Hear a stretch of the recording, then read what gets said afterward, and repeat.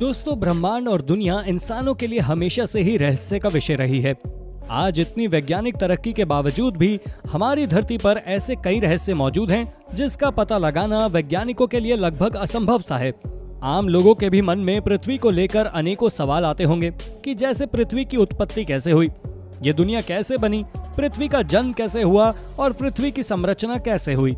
इस प्रकार के सवालों के जवाब जानने के लिए हर कोई उत्सुक रहता है। कुछ धार्मिक मान्यताओं के मुताबिक पृथ्वी का निर्माण भगवान या ईश्वर ने किया है। वहीं हिंदू, ईसाई व इस्लाम धर्म की मान्यताएं भी दुनिया के बनने को लेकर अलग अलग हैं। वहीं पृथ्वी के निर्माण को लेकर विज्ञान का मत अलग है। वैज्ञानिक मानते हैं कि धरती सूरज से निकला एक आग का गोला था और समय के साथ यह ठंडा हो गया, जिसके बाद धरती पर जीवन की उत्पत्ति हुई। तो आज की हमारी इस वीडियो में आपको इन्हीं बातों से रूबरू करवाएंगे, तो बने रहें वीडियो के अंत तक। चलिए शुरू करते हैं आज की इस मजेदार वीडियो को। पृथ्वी की उत्पत्ति के बारे में वैज्ञानिक धारणा ये है कि तकरीबन 5 बिलियन वर्ष पूर्व कई गैसों के एक साथ मिलने से भयंकर धमाका हुआ। इस कारण बहुत ही बड़ा एक आग का गोला बना, जिसे वर्तमान में हम सूर्य कहते हैं।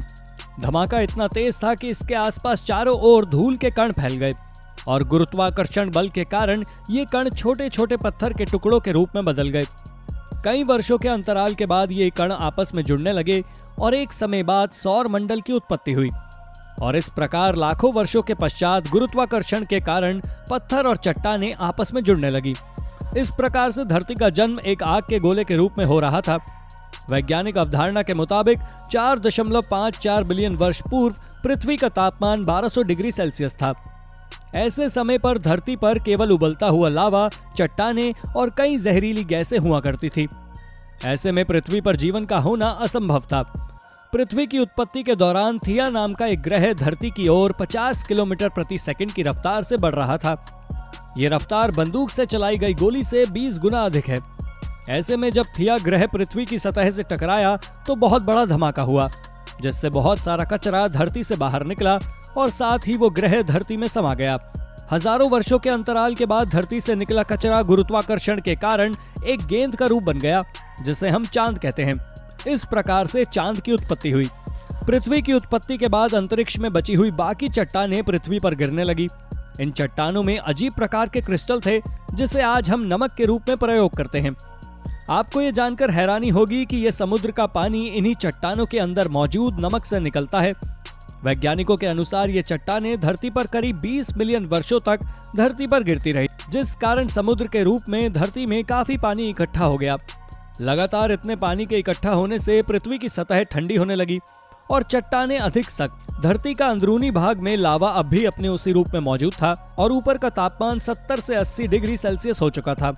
वर्तमान में धरती पर मौजूद पानी लाखों वर्ष पहले का है।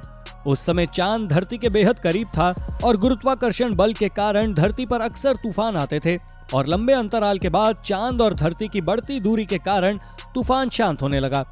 वहीं धरती पर जीवन की इस यात्रा के दौरान अब तक 3.8 बिलियन वर्ष पहले पानी की उत्पत्ति हो चुकी थी।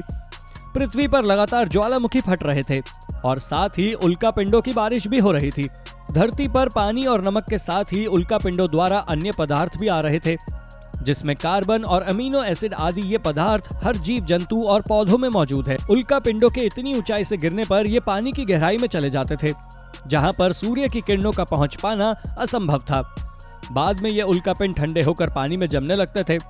इसके बाद ये एक प्रकार से चिमनियों का आकार लेने लगे और ज्वालामुखी की दरारों में पानी आ जाने से चिमनियों से धुआं निकलने लगा, जो बाद में एक प्रकार के केमिकल सूप का रूप ले चुके थे। इस वजह से धरती पर माइक्रोस्कोपिक जीवन की शुरुआत हुई और पृथ्वी पर सिंगल सेल बैक्टीरिया की उत्पत्ति हुई।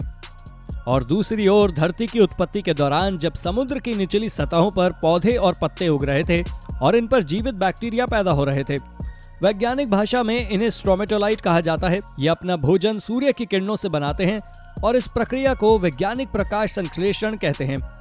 प्रकाश संश्लेषण प्रक्रिया में सूर्य की किरणें कार्बन डाइऑक्साइड और पानी को ग्लूकोज के रूप में परिवर्तित कर देती है। इसके साथ ये प्रक्रिया में सह उत्पाद के रूप में ऑक्सीजन गैस होती है, जो मनुष्यों के लिए प्राणवायु है। समय की लंबी प्रक्रिया के बाद समुद्रों में ऑक्सीजन गैस भर गई और इसके कारण पानी में मौजूद लोहे को जंग लगने लगी और इसी वजह से लोहे का अस्तित्व सामने आया। एक लंबे अंतराल के बाद ऑक्सीजन गैस समुद्र की सतहों पर आने लगी, जिससे कि जीवन संभव हुआ। तो दोस्तों, ये थी हमारी आज की वीडियो। आज के लिए बस इतना ही। अगर आपको हमारी ये वीडियो पसंद आई हो तो वीडियो को लाइक और चैनल को सब्सक्राइब करना ना भूलें। धन्यवाद।